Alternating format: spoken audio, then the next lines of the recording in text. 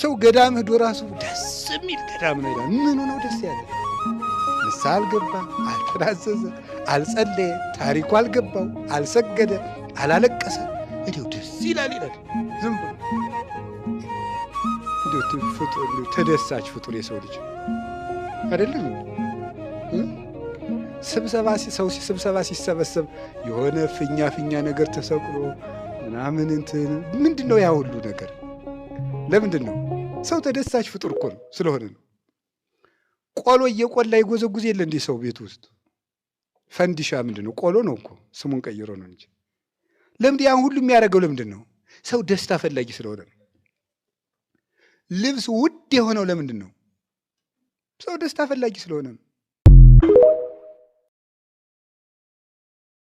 ታቦት ሄዶ የሚያድርበት ምክንያት ክርስቶስ ሌሊት ከገሊላ ተነስቶ ወደ ዮርዳኖስ ስለሄደ ያንን ለማስታወስ ነው። ታቦታቱ መልሰው የሚመጡት ክርስቶስ ተጠምቆ ስለተመለሰ ነው። ታቦቱን ስለምናመልከው ሳይሆን በታቦቱ ላይ የሚያድረውን እግዚአብሔርን እናመልካለን። ከእግዚአብሔር ጋር ጊዜ የሌለው ሰው እግዚአብሔርም ከሱ ጋር ጊዜ የለውም። ለእግዚአብሔር ጊዜ ከሌላችሁ እግዚአብሔርም ለእናንተ ጊዜ አይሰጥም። ለእግዚአብሔር እንዴት ጊዜ ታጣላችሁ? እኔ እኮ ይገርመኛል።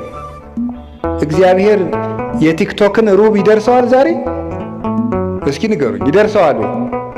እንዴት ተጣድፎ የዘወትር ጸሎቱን እንዲሁ ያም ካደረሰ ነው ተጣድፎ ጨርሶ፣ ግን ፌስቡክ ላይ ቲክቶክ ላይ ግን ተጥዶ ነው የሚውለው።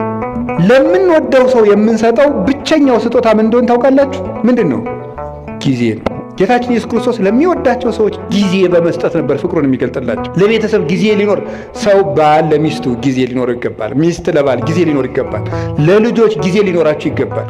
እናንተ ጊዜ ትሰጣላችሁ? ቶሎ አልገባው ላለ ሰው ጊዜ ትሰጣላችሁ? አንተ ደደብ እስከ መቼ ድረስ ነው ከአንተ ጋር የምንወረው አትሉ? ጊዜ ትሰጣላችሁ? ቁማችሁ ትቆይታላችሁ? ሰው እስኪስተካከል፣ ጠባዩ የከፋ ሰው እስኪስተካከል ትቆያላችሁ? ወዲያው ነው። ማንን አይቆይም። አሁን ጥሎ መሮጥ ነው በቃ። እና ቆዩት እስቲ፣ ሁሉንም ሰው ቆዩት፣ ይስተካከላል። ከቆየ ነው። በጊዜ የማይስተካከል ዲያብሎስ ብቻ ነው። ሰው ይስተካከላል።